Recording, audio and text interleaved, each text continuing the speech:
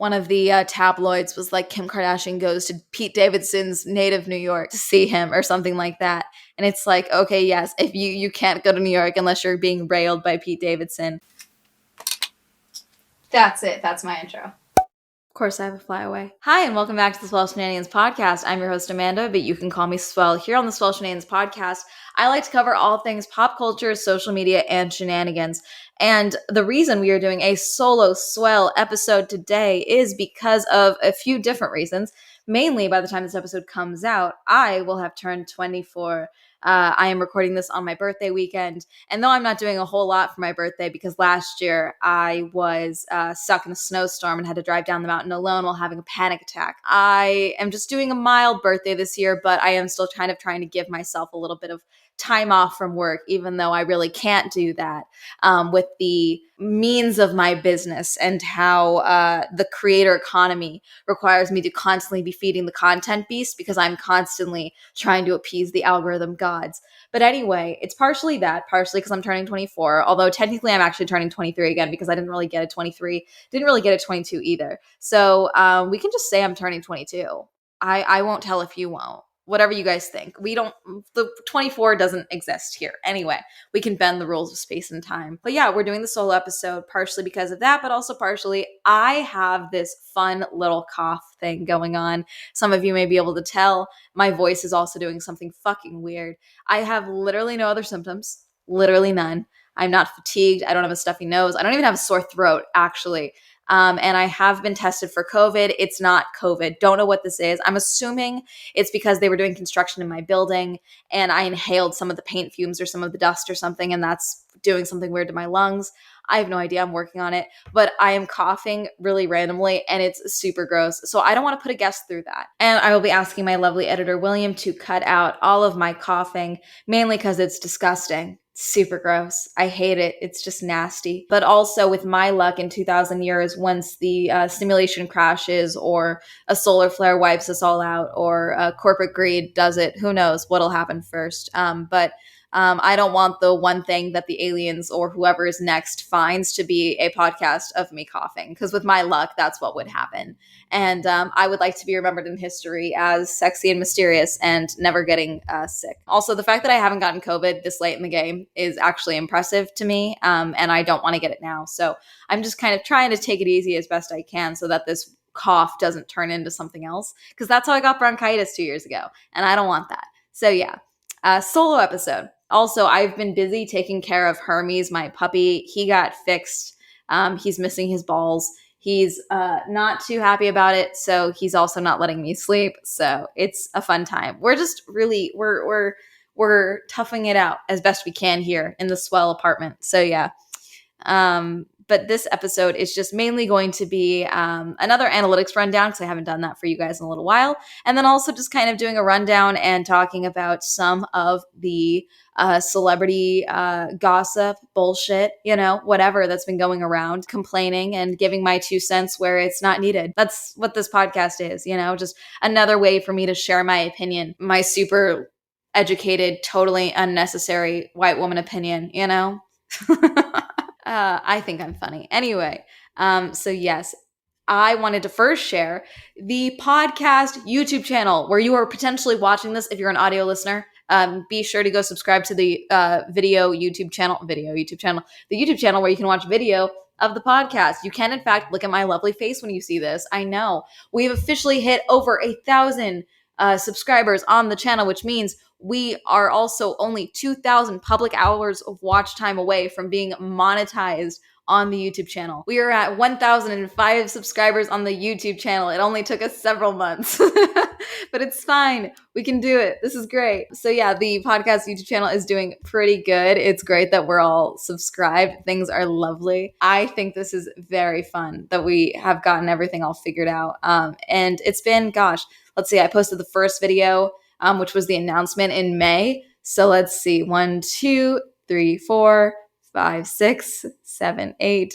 9, 10, 11, 12, 13, 14 episodes, 15 episodes. What am I missing? Oh yeah, that's right. There was no video podcast. So yeah, 15 episodes, but technically 14 videos on the YouTube channel. And that's what it took to get the 1,000 subscribers. So that's pretty nice. I like that a lot. You guys are great. Thank you for coming on. Be sure to go check those out.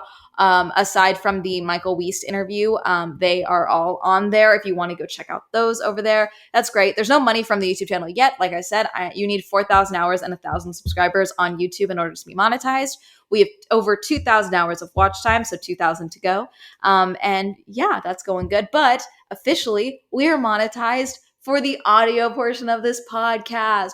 Woo, woo, woo. Someone's annoyed at me. I can't tell how fully different my voice sounds. Please let me know down below in the YouTube comment section how different I sound. But yes, on the audio only side, as you guys know, I produce this podcast through Zencaster and I distribute it using Anchor, which is by Spotify. And Anchor gives you the option to basically do ad reads for them and other companies. And I was approved to get one from Anchor. So when you listen to the audio podcast, when you hear me say, but first, let me tell you about Anchor. That is an ad read for them, and that has a $15 CPM, which for a CPM is insane. So for every 1,000 listens that ad gets, I get $15. So in total for this podcast, it's been, gosh, how long? I wish it gave me a better breakdown of when. It just gives me a total earned all time. It doesn't tell me exactly how much each episode has earned. But let's see. I recorded that when I recorded my... Okay, so when I recorded my episode with Jordan, the Omegaverse episode, literally that same day is when I got the notification that the sponsorship was available for me to record. So I recorded it literally right after.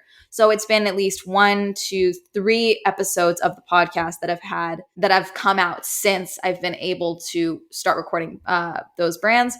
I mean,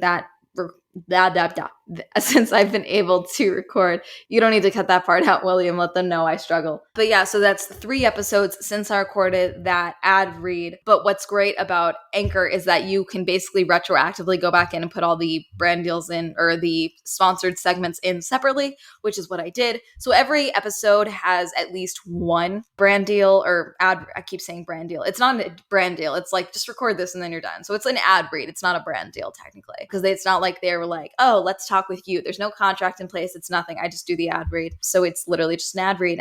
So there's at least one on every single episode because they don't let you put it at the end. And I just basically upload one unless I start doing longer episodes, like maybe an hour and a half episodes or something like that.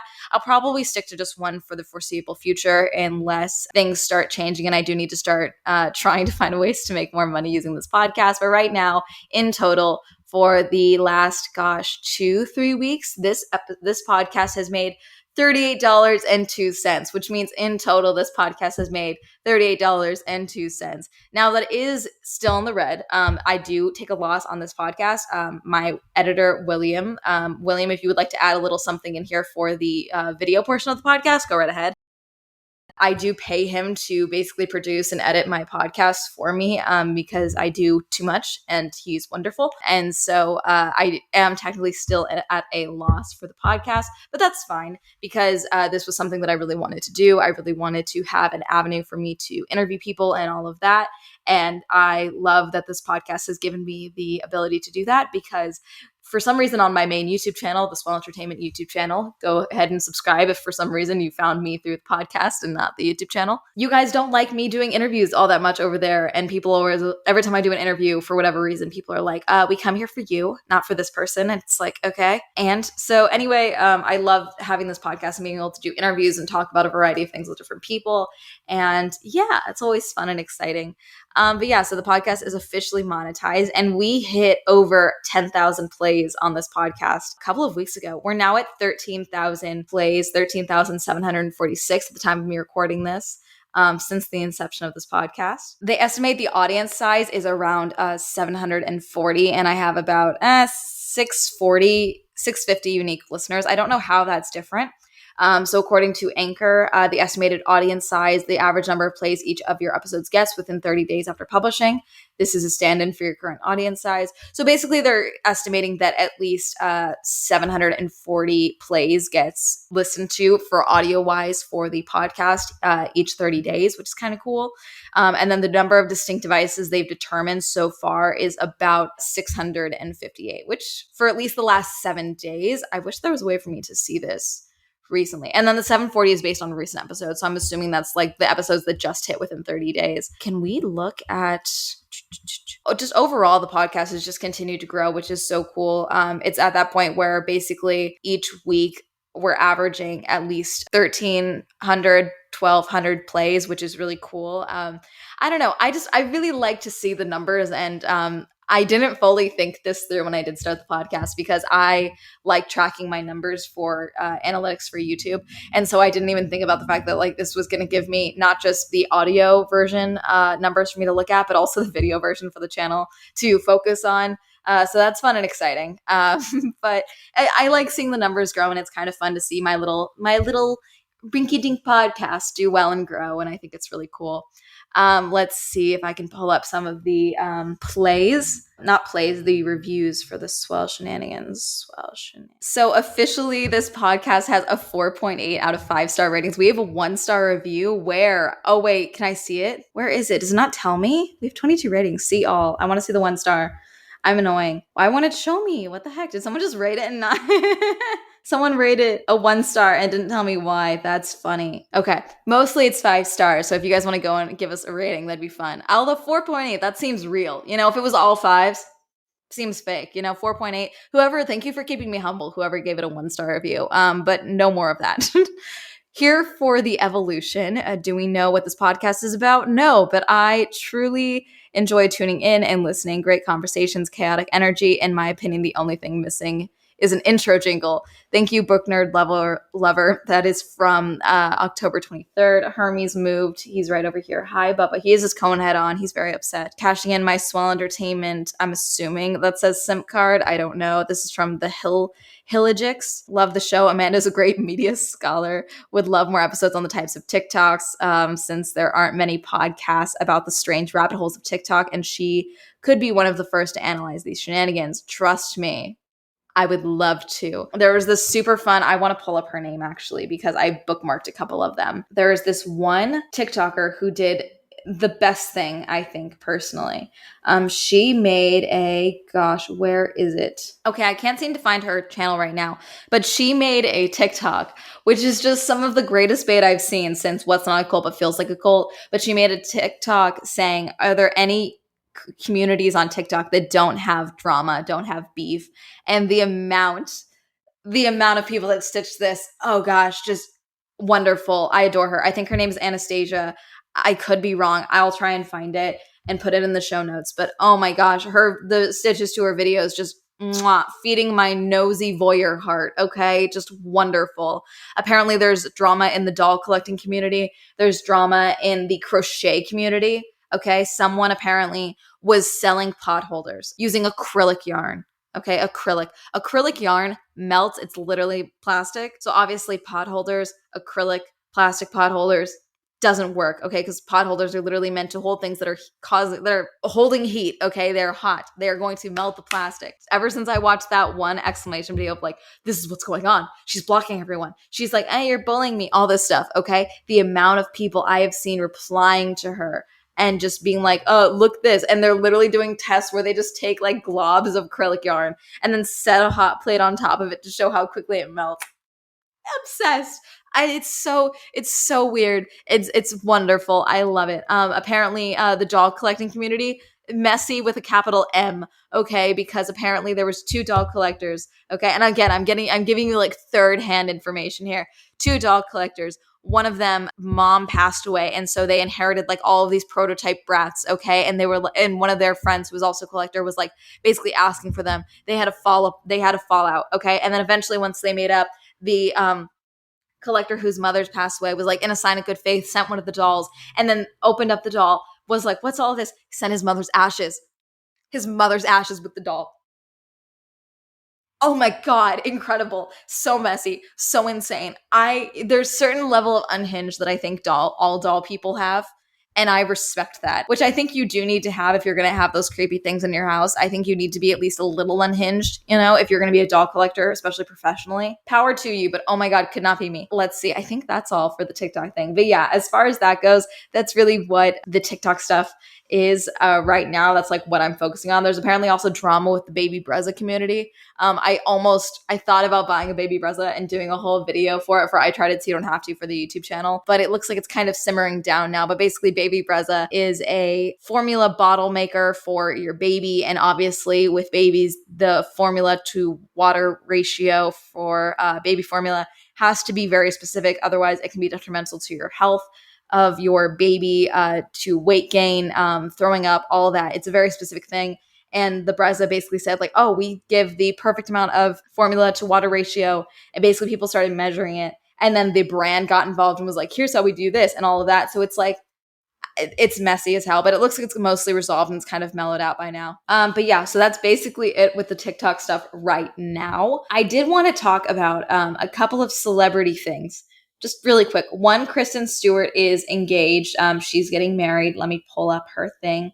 Not to me, very upset. Kristen Stewart and her partner, Dylan Meyer, are getting married. Congratulations. Devastated it's not to me, but they're cute, so I'm not going to be upset. And then the thing that I really wanted to talk about, and the thing that TikTok, pop culture people, celebrity gossip hounds, all of them are focusing on is these photos of Kim Kardashian and Pete Davidson, specifically Not Scary Farm. They were on, I think it was Ghost Rider together. I used to go to Scary Farm every year, and the last 2 years I didn't go. This was the first year I didn't go when I probably could have gone. I could have gone this year and I just didn't go. I went to like literally every other haunted thing. And frankly, the only one that I liked, I guess equally to Not Scary Farm, was actually Six Flags Fright Nights. Went over there. Or Fright Fest. That was better. Halloween Horror Nights I didn't like it. I liked one maze of theirs. It was the Purge maze. Everything else was mediocre. I don't know why everyone's like, it's so much better. It's not. Liars. Anyway, so Pete Davidson and Kim Kardashian were seen on the rides together. And when I first saw these photos, I was like, this is PR. This is looking PR. I am of the opinion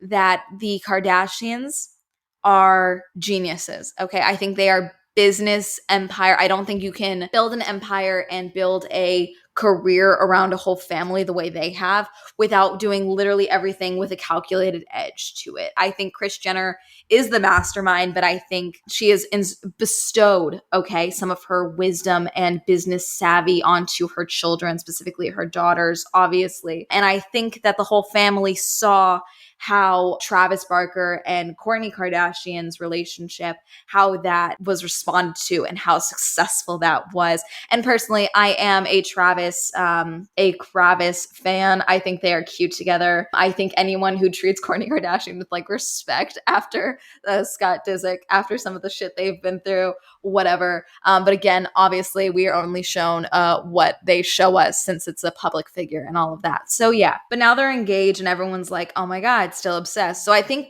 Kim, she's been single for a little while since leaving Kanye and all of that. I think maybe this was just like a fishing lure. They were trying to see, if there were any bites if they were to go out together.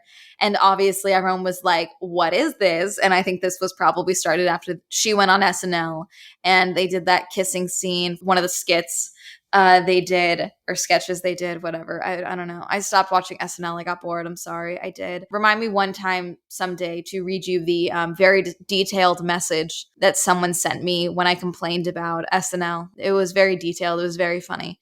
Basically saying I didn't understand it and how I needed to educate myself on the history of SNL. It was very funny. Eventually I will put it on merch. But I do think that this was kind of like a test with them to see how people would react to them being out together. And then now the media is just shoving it down our throats.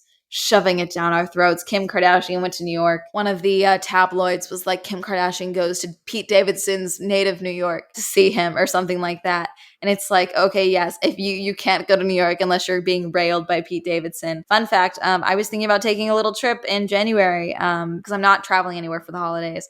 So I was going to give myself a little week or a couple day trip in January. And I was thinking about going to New York, but I really don't want to have sex with Pete Davidson. I'm just not not interested like that. I do want to have dinner with him at least one time because I want to know really what it is about him in person that is pulling these women, because he's just dating up. Every single woman I see him associated with is just so above his level in hotness. Someone broke it down really well, talking about like, oh yeah, no, a funny guy is like literally the ideal man for someone who knows they're hot. So it makes sense. I get it. But there needs to be something else. There's other TikToks. I don't know how X-rated I want to get on this, aside from, the big dick energy and all of that, and, probably eats pussy like he's drowning. Aside from that, what is it that like really makes these women stick around for more than a hookup? I want to know. So I do want to have at least one meal with him just to see like what kind of vibes he gives off. But I really don't want to sleep with him. I'm not interested that way, nor do I think he would want to sleep with me. But also, if I don't want to go to New York, and then potentially step on Kim Kardashian's toes, because I do think that family has enough money and the means to kill me and make it look like an accident. By the way, I'm speaking entirely hypothetically. Please, no one sue me. I don't have the money to be sued. This podcast was made less than $35.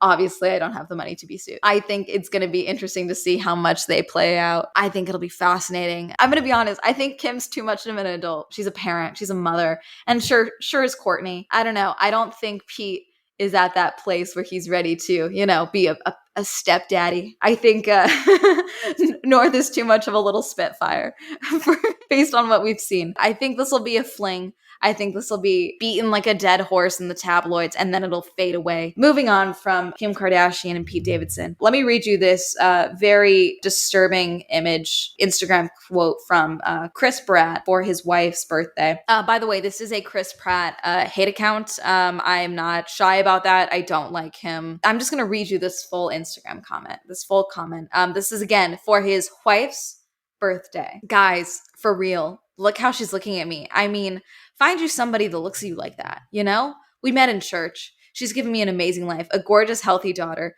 She chews so loudly that sometimes I put in my earbuds to drown it out. But that's love. She helps me with everything. In return, periodically, I open a jar of pickles. That's the trade. Her heart is pure and it belongs to me. She's my greatest treasure, right next to my Ken Griffey Jr. Upper Deck rookie card, which, if you know, is saying a lot. It's her birthday in about 6 weeks, so if I don't get her anything, I'll tell her to look back on this post. Love you, honey.